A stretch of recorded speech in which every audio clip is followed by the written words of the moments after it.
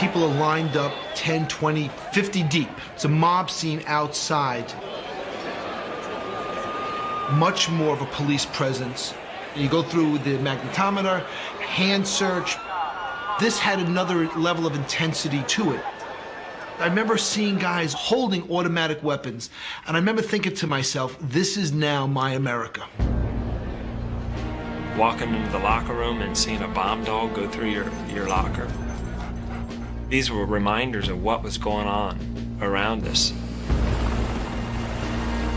Another reason for the heightened security was the appearance of a guest from Washington. As we walked into the locker room, there was a gentleman standing there that we had never seen before. He says, well, President Bush is going to come, and he's going to throw out the first pitch, and we need a Secret Service agent on the field, and so I am going to dress as an umpire. He had communications, he had guns, he had things hooked on the back, he had things hooked on the front. And I said, how are you going to hide all that stuff? He says, don't worry, he says, it'll disappear. All of a sudden, there was a knock at the door, and President Bush walked into our room. Thank you. Will you do me a favor and say hi to my son, because he's one of your biggest supporters? Jimmy. Jimmy, how are you? Well, when you're president, all you have to do is say you're showing up, and they kind of ask you to throw out the first pitch, no matter what time of year it is. This is my first World Series. Is it really? Yeah.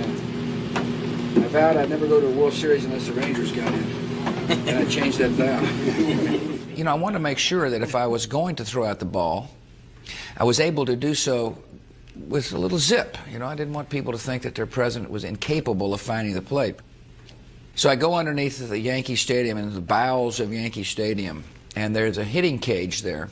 And he's wearing his bulletproof jacket, and he's getting his arm loose, and Derek Jeter comes up to him. Hey, Prez, how are you doing? Good, Derek. That's good luck tonight. Thank you, sir. He said, say, I hear you're throwing out the first ball. So I just asked him if he was going to be throwing the first pitch from the mound or in front of the mound. The president said, I think I'll throw from the base of the mound. Jeter said, I wouldn't do that if I were you, Mr. President. And I told him, you better throw it from the mound, otherwise you're going to get booed. I said, this is Yankee Stadium. I said, okay, I'll throw from the mound. And he's walking out, and he looks over his shoulder, and he says, don't bounce it, they'll boo you.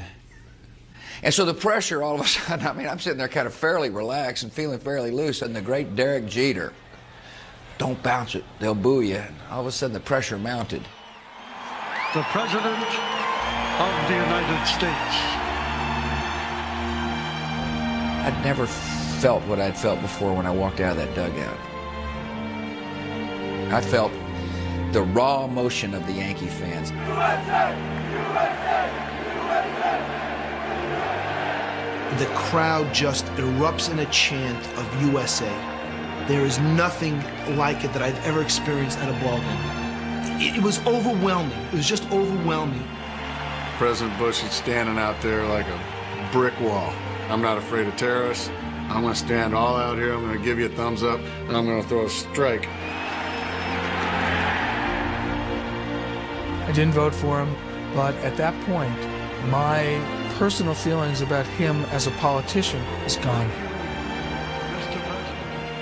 I watched him, and he was my representative, and I had never felt that way before.